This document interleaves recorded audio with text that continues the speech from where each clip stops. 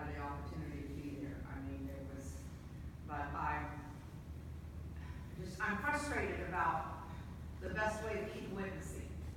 You know, what, and maybe no one can answer that really, we all just do what we feel and hope to, but you know, it feels, after a few months, it feels, or 5 years, is there another tactic we need to be doing, you know, so. Well, let's ask Jim to talk about that, because he's there on the 14th very often.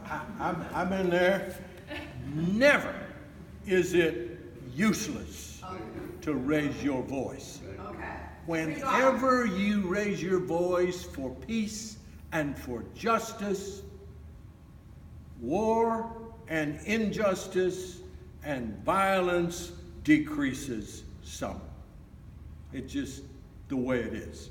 And, you know, I mean, God's timetable is not ours. I mean, we want immediate, and you know, the older I get, I'm 83 now, and I haven't got many more years, but I am totally convinced that we in America are going to see some sensible laws on guns. It's going to happen. It's going to happen because it's the right thing. It's going to happen because love will prevail. It's going to happen because God is in charge of this world. So don't ever say that raising your voice is not helpful or productive. I want to raise it, but maybe not be in the most effective place. Oh, I mean, you know, the NRA knows we're there. And they hire police every day because they're scared of us. They don't want us on their turf because they're scared what we might say or do. And, you know, it's interesting. Yes, sir. Well, the gentleman, I think, and then... This is something that's been bothering me for a long time, that all the people in this room might have an answer for me. Wayne LaPierre and Christopher Cox, I assume, are hired by the board of directors of NRA. Who elects the board of directors? We've had figures tonight, and we all have heard these figures. 74%, 90% of the members of the NRA would endorse universal background checks. So That's not your board of directors. Do the members elect the board of directors? No, the board of directors elects future members of the board of directors. I'm sorry, who does? The board of directors. 64 people. They pick their replacement. They pick their replacements. Yeah, it's never If gonna you change. want to know what those people think and what they write, go to the website of the Coalition to Stop Gun Violence and check on NRA membership. It will list what they think about gun ownership, about racism, about women, about all kinds of the worst things about America. You find what they believe. So there's no way to change the composition of the board of directors? No. There was until 1977, when they had a coup on the old order, which was into marksmanship, sportsmanship, recreation, and they had a coup through Robert's Rules of Order where they threw the old guys out and they put the new guys in who retooled the factories to change the factories from producing long guns to producing handguns, and the emphasis now is firepower and more firepower.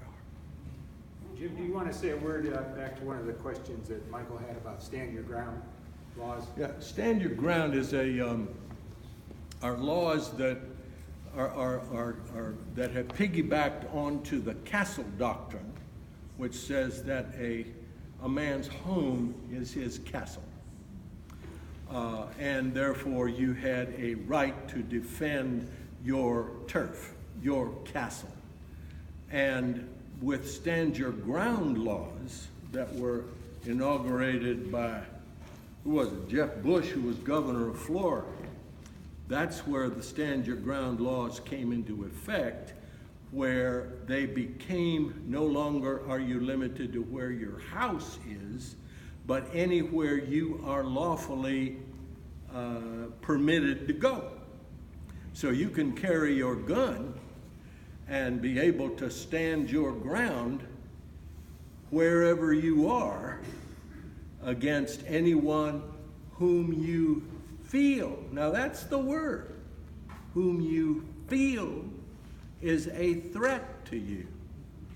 And you can kill them dead because you felt threatened. That is the way the law is written. And it's the ABA, American Bar Association, says it's a disgrace. But that's what we got. There's no obligation to retreat. There's no obligation to try to defuse the situation. You can use lethal violence as a first response. And it may be that the bishops have not spoken directly to it, but I don't it can't be believe- not consistent from the with Catholic USCCB, social teaching. But yeah, I would try to do the analysis under the self-defense of the catechism. You cited a lot of references, Yes. but I believe all of those are on the internet, right?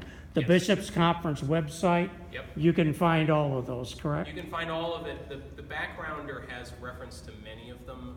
That's the missing third page, and you can. I think if you Google USCCB gun, it's the first thing that comes up. Well, I know the compendium's on the website. I know the catechism is on the website. That's right. But I'm assuming the other All document. the American documents. I think the only one that I couldn't get my hands on. There's an unofficial version of the 1975 statement that's on the internet. So caveat, before today I couldn't get my hands on the official version. All the other official versions are on the website. Yeah. Yeah. Okay. Yes. One last one. Michael Bloomberg has supposedly spent $30 million plus to deal with gun violence, and I'm just wondering if you've seen any impact on his organization and what he's spent. Everytown for Gun Safety is his creation, or through his foundation or through his gifts. Everytown for Gun Safety has come to be a very powerful organization, and they do a lot of work with children, keeping children safe by asking people with guns in their home, asking parents to ask their playmates, or if they're invited out if their child is invited to play at another's house, they are encouraged to ask, do you have a gun in there? If you have a gun, is it locked up? The website is Asking Saves Kids, AskingSavesKids.org. Yeah. And you go to that and it'll give you all the materials you could want to ask the family that your child is going to play. And if you haven't had your child go to that house before, please don't take offense, but are there firearms in your house that are not secure? AskingSavesKids.org. It does. It saves lives. So, thank you, Will. Thank you.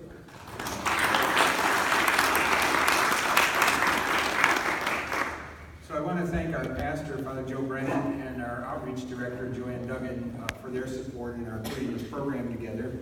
I'd like to thank the members of our local Fox Christian group here in the parish who helped with the logistics tonight. I certainly want to thank all of you for coming and participating in the discussion. And of course, I want to thank our speakers for taking their time out on Friday night to be with us and inform us about the issue of gun violence from our faith perspective and from Catholic social teaching.